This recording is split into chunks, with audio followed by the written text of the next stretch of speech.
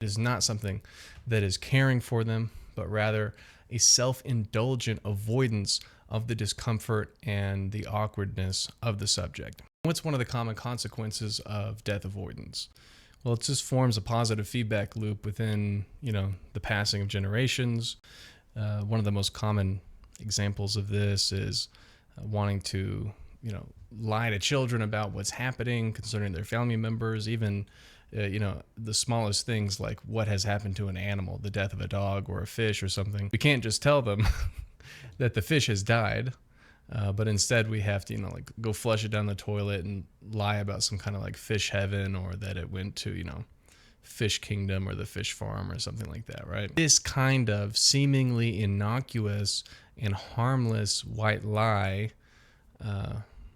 is going to have really long-term consequences that are really unfavorable for adults. The child who has very little acquaintance with the concept or with the death of other things and people is going to be having the same experience and level of preparedness as they enter into adulthood, and death encroaches upon them and everyone else in the world that they care about. It's an inevitability, and allowing our children to be unprepared for these kinds of circumstances, I think, is unloving.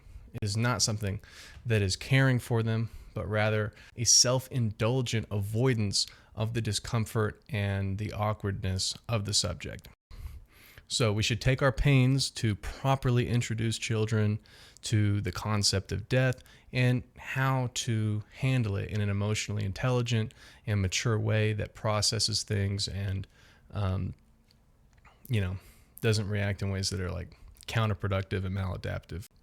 So, death education might be a really great potential solution to the issue of unprepared or underacquainted individuals.